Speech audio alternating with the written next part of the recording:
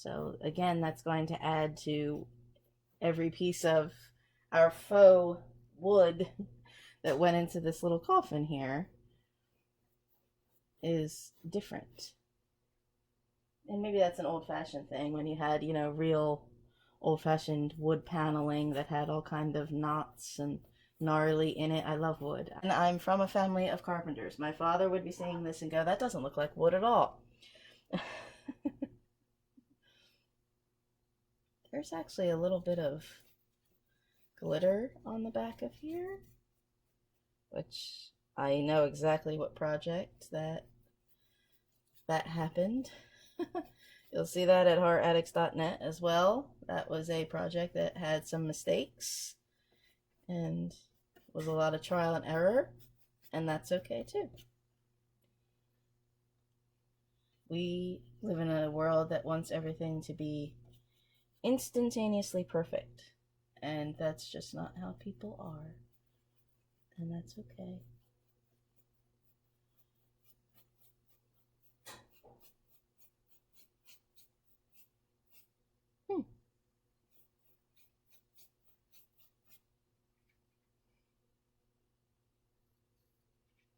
This actually doesn't look too bad. I mean, I can see some spots here where there you can still see the masking tape, but the coloration is all right. I'm kind of getting low on paint. And now you can see this is an angled piece of the box, and you can see that the tape is on the angle to match the box, but my paint line, because this is straight wood, remember that's what we're mimicking, I mean, when you're doing your coverage, yeah, sure, you can slap it on that angle. But when you're doing that kind of, again, our final kind of gradient here, you want it to be straight, or relatively straight, right? And I still have, see, glob of brown, but that's too light again. Let me get one more spot of black. Now, you can see, I think it was the darker umber was what this originally was.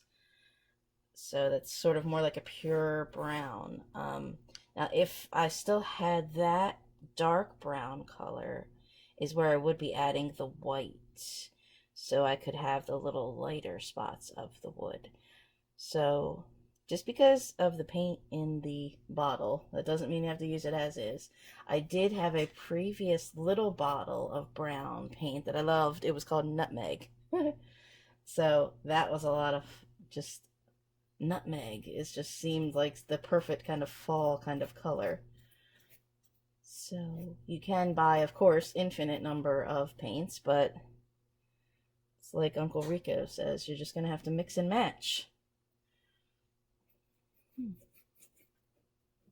That was a Napoleon Dynamite reference, sorry. All right. Philosophy on the history of Halloween or Napoleon Dynamite. That's what you get when you're painting with Kbatz. And I apologize if I've got unsightly camera angles or I look goofy when I look at the screen. Well, that's just too bad.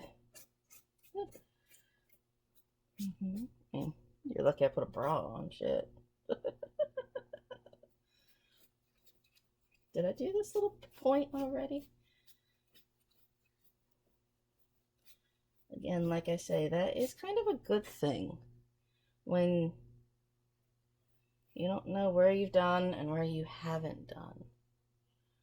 Then you know you've blended a pretty good job, because the old and the new, the made to look old, is seamless, even in its gnarly random.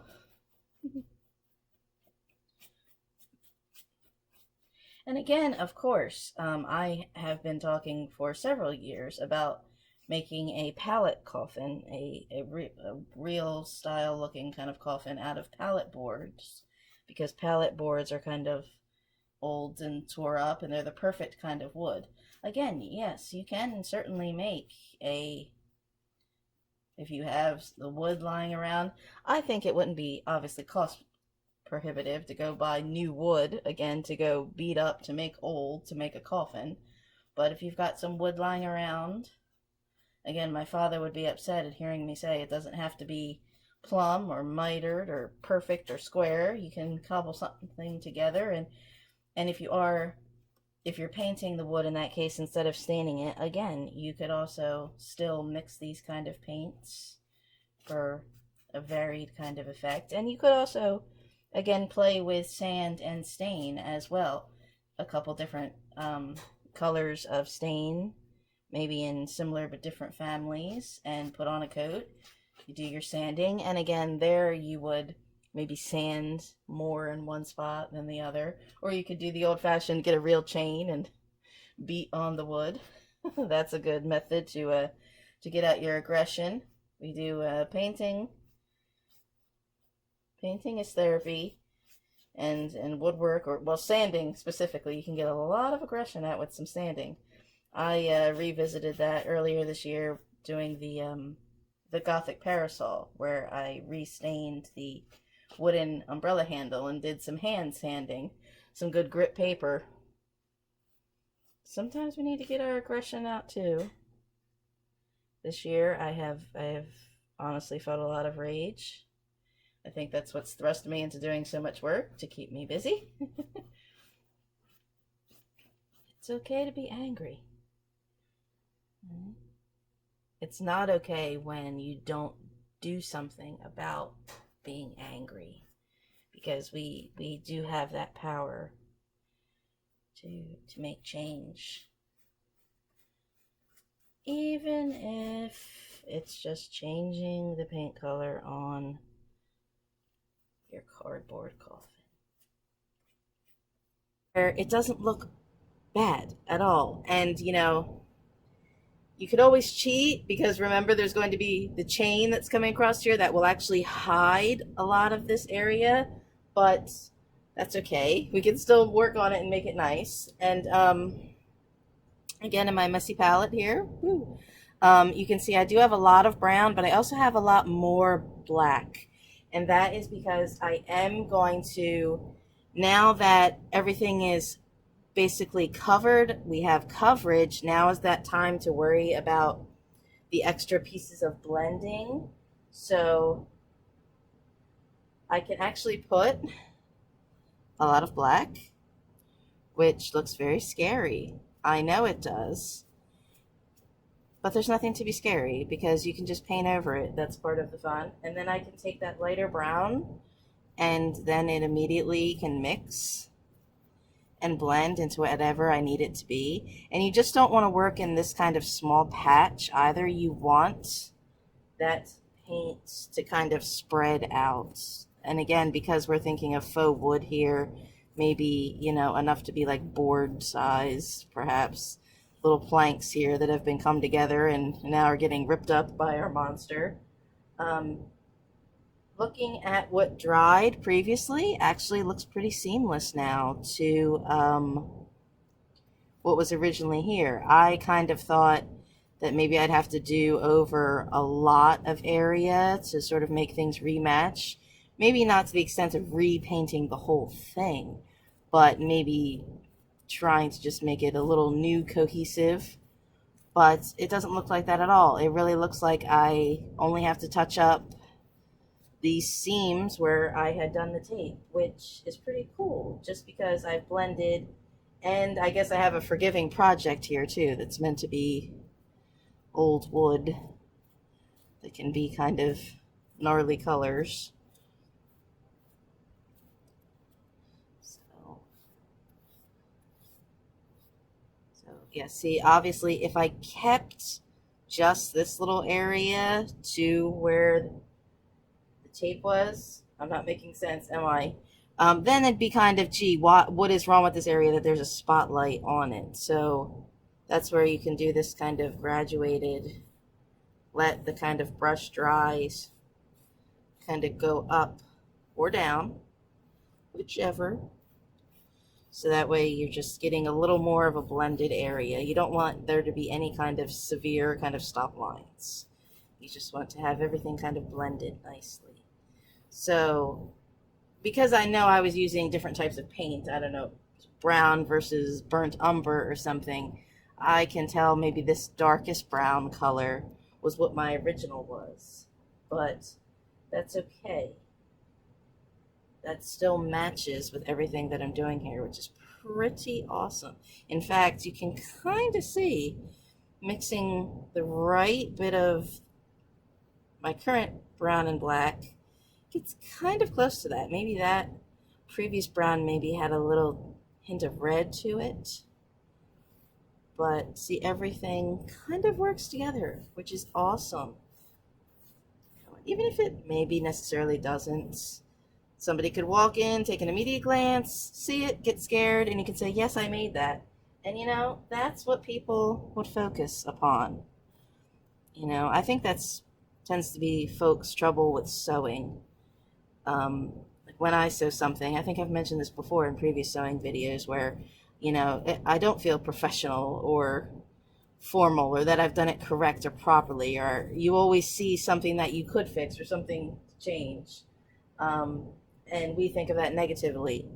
But most of the time, you know, and not just your mother, you know, most of the time people are just more awed of like, well, you made that.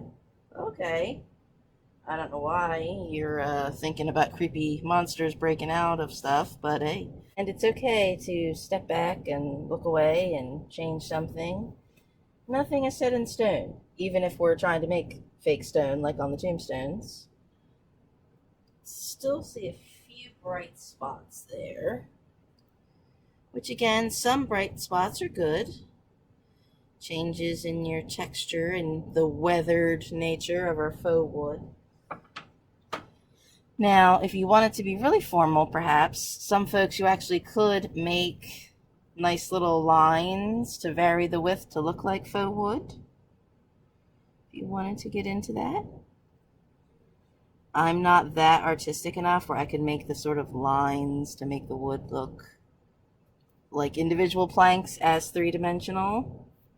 But you don't know what you're capable of until you try, actually. So I know that everybody's probably been ordering a lot more shipping and delivery products, so I haven't used as many boxes as I have in the past because I went through a germaphobe phase where every box had to be wiped down and thrown out at the door. So I haven't had cardboard projects this year.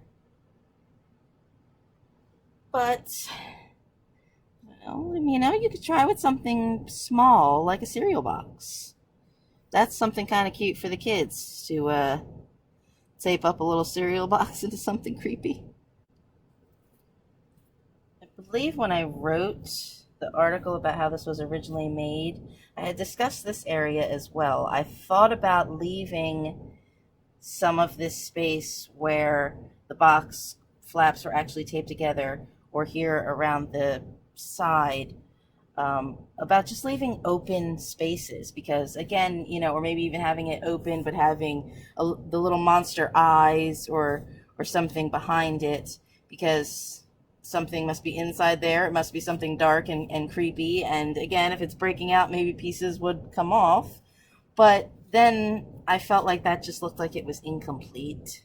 So the hands is where I put this nice moss to kind of complete the look that maybe something old and crusty was within. But it was just a random case of working what I had. I do recall writing the article. I wrote it on a day where we were having some cable work done and there was no internet service. And I was standing in my front living room painting a coffin. And I thought, gee, I wonder if the workmen have, you know, glanced in the window and what have they seen here today? But what can you accomplish in a day when you put your mind to it? Apparently scaring the cable guy. Who knew?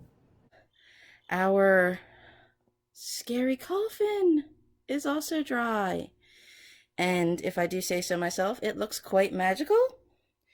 You can't really remember where there was actually just patches and patches of masking tape everywhere.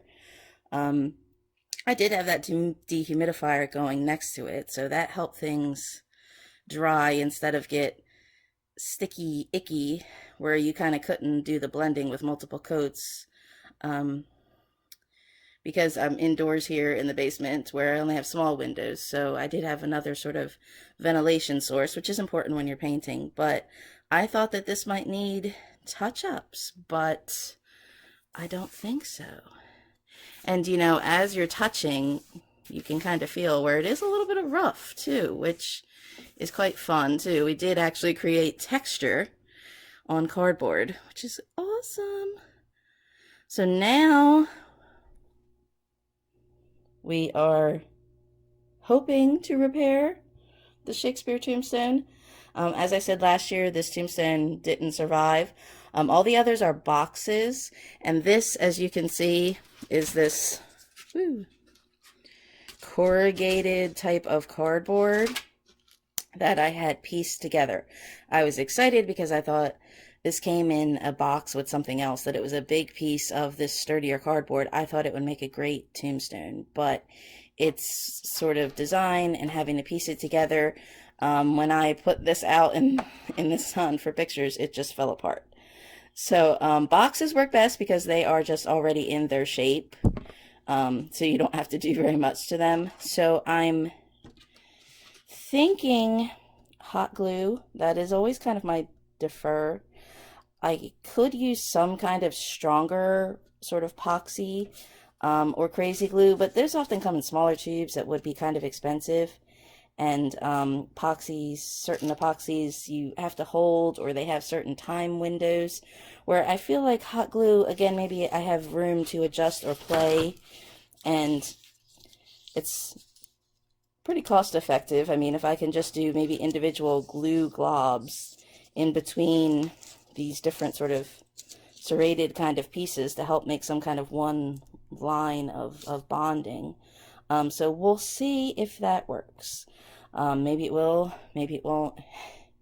We're about to find out.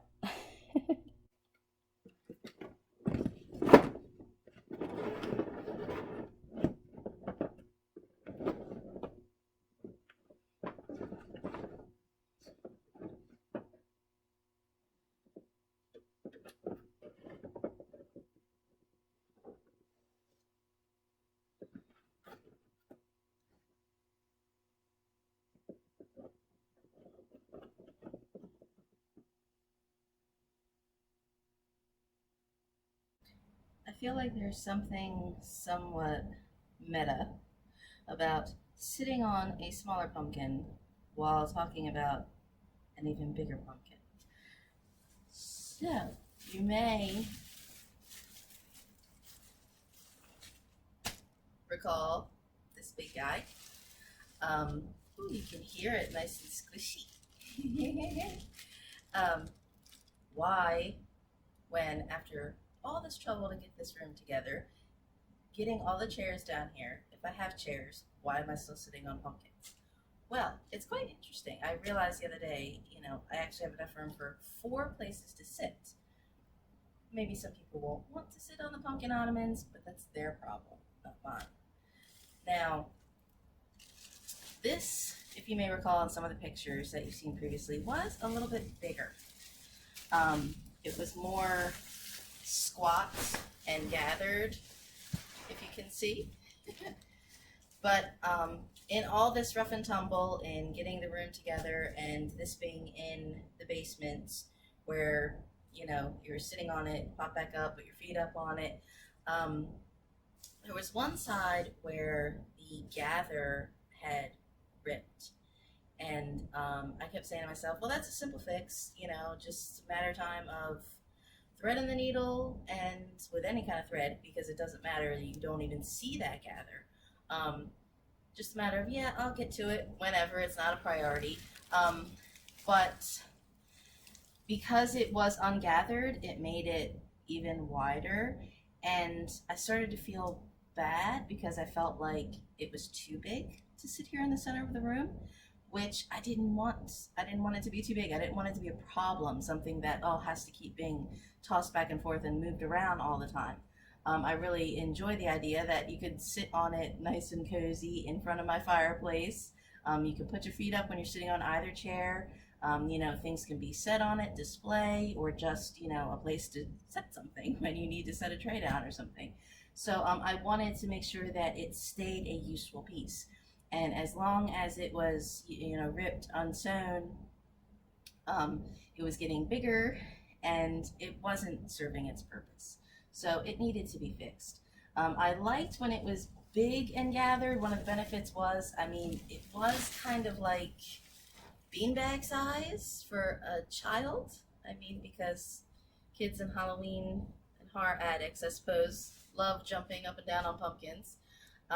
But now it is much more compact because I went a little crazy on the gathering repair. These were the nice little leaf, just slightly different kind of pillow toppers that went on top. And again, remember, this was thrift fabric and scrap recycled denim interiors with some plastic bags for a little poof inside.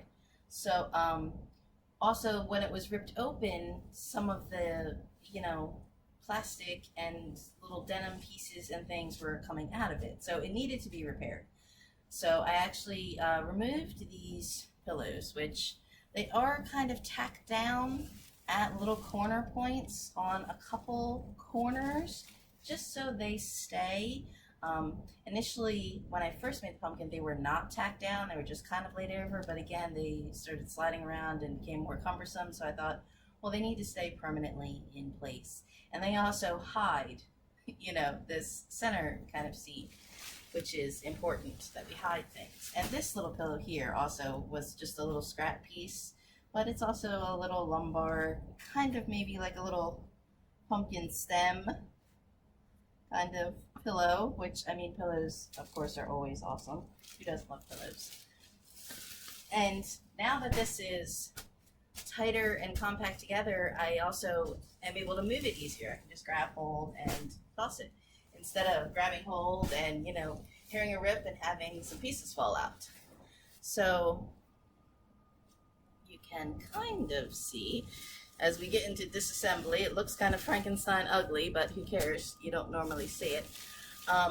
Initially, there was actually also a smaller hole here at the top when I first finished, just gathering everything all around.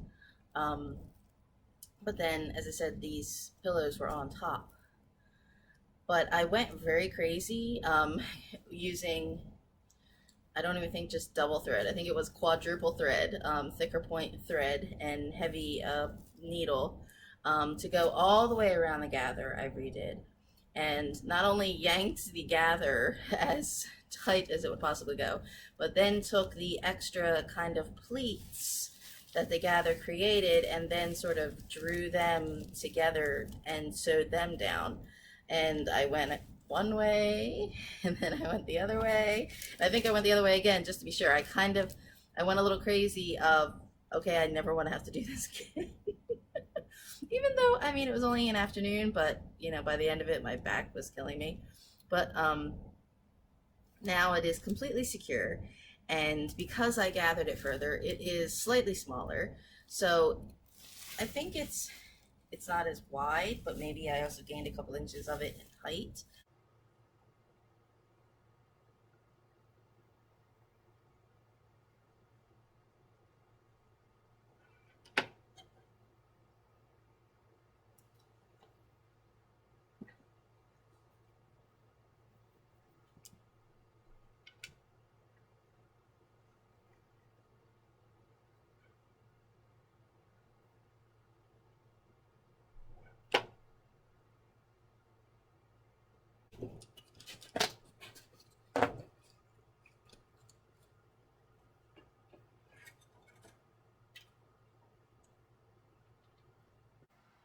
I realize these are terrible camera angles, the worst demonstration camera angles ever, I know.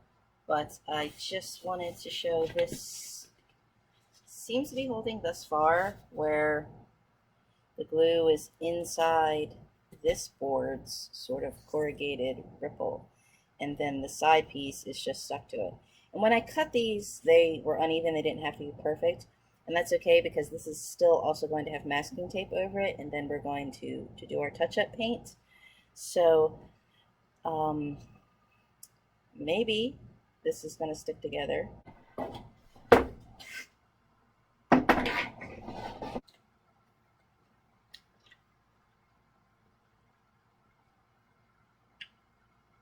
Something. If I recall, I think this had an angled top. Maybe as if part of the granite had been broken off. But if you're starting small with the kids with something like a cereal box, you can cut the top off and then use masking tape to sort of create maybe a rounded, more kind of dome or arch kind of Gothic shape to actually make it look a little more tombstone-ish. So where there was no corner here, I can create one. And it's okay to embrace the flaws here when you're working with a cardboard tombstone. If a box is kind of broken, well, you can work with that. That can become part of your design. Something has happened to that tombstone over the years, and that's okay. This kind of cardboard that you have to cobble together, this was the only tombstone I did this way, and it was the only one that gave me a problem. So these little end pieces that we use to catch all the glue obviously need to be covered before you work with any paint also, because they will just suck up all kinds of paint. I'm not necessarily worried about covering up where the previous tape and cardboard line was, because we're just going to repaint.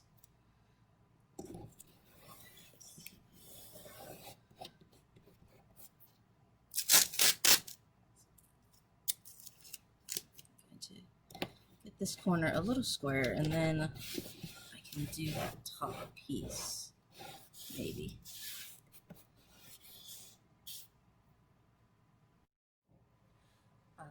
If you recall in my previous DIY tombstone video, some of these tombstones also have an open bottom.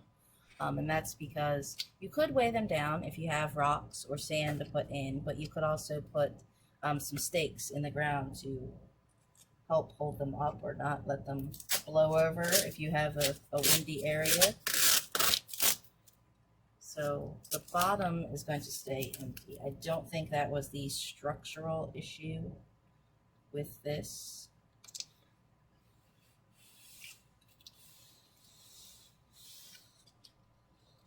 And some of these I've also used duct tape, whatever kind of tape was handy. If you're working with fancier materials, like the kind of foam you can get at the home improvement store, obviously you'll need different types of rubber cement or such, perhaps. I do have some rubber cement. I was tempted to use that, but again, for this kind of repair that may or may not work, I did not want to waste good supplies. I'll just do the next step up in construction design. Does that make me cheap? Is Kbatz cheap? I probably am, honestly. But it's just a fake cardboard tombstone. Why spend more money on it than you have to? I mean, at some point, if you're worried about perfection, you're spending just as much as if you were going to the store to buy some of those big, awesome kind of skeletal or animatronic kind of things. So working within a budget and getting your hair stuck to the materials is perfectly okay.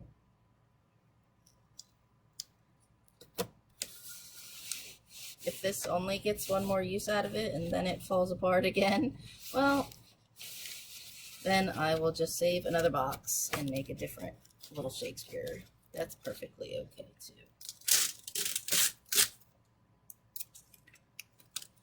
That's also the beauty of these kind of tombstones. I mean, I've stored mine here in the basement, and when I store them away from the pipes and ducts, and they worked fine. And when I did notice here, once I moved into the room, that there is a bit of condensation in one spot, I've used the dehumidifier. So you can hear it if you can hear me. So they are in the dry area of the basement, and I've had no problem with the tombstones, but I only expected to get a few years out of them anyway. So if they continue to last, and if you maintain your materials, I mean, you can't make something for cheap and expect it to last, or be surprised when it's kind of crappy. That doesn't make any sense. So you're going to get what you put into them is what you're going to get out of them. So if you know they need careful maintenance and they're delicate, well, then take care of what you make. Okay. Problems in reconstruction commence. This was the top piece, which you can see still has a little bit of the moss that I had accentuated some of the corners of the tombstones with moss. But because I glued these side pieces to the outside, now I have space where this is now the, I don't know, ½ inch. It would be like a ½ inch on either side, I think, short. So I could still do the same hot glue line, and I would still have to correct this gap here with tape, which when I'm doing the cardboard boxes, that would be no big deal to me. I would not think twice about doing that. That's okay and totally acceptable. But the question here is, because I had structure issue, is that too big of a gap, or can I rely upon the front of the tombstone to kind of also support that structure? So I could also get another piece of cardboard to tape and glue and fudge in there. So we'll see. Sometimes a lot of this, again, is just trial and error and working with what you have or making a piece work. I'm not worried about when it's finished if it's going to look gnarly, if there's a warped kind of corner, again, because weather and wear on our fake tombstones. But in fact, you can see where there was even a cut or a seam in this board already also. So definitely start saving your shipping boxes if you want to do this, because I definitely think boxes are the best way to go. It just is a matter of paint. Okay.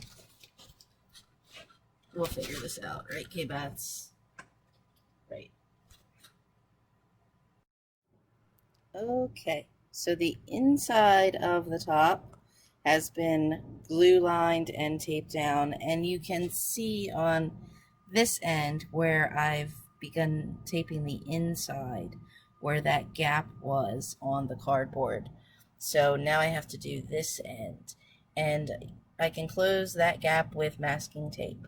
As I said, that worked on the tombstones that were made out of boxes, but with the hot glue, this is already pretty sturdy, that I can lay it upside down like it is now, when previously it was very wobbly and uneven.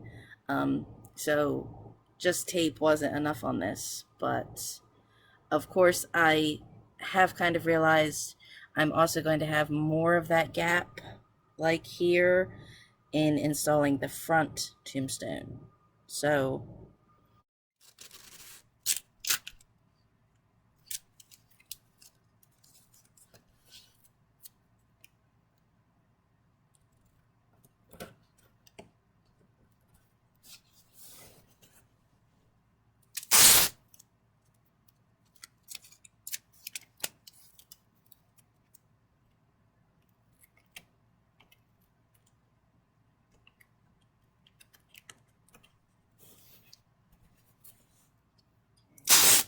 I know this looks incredibly goofy in this process, but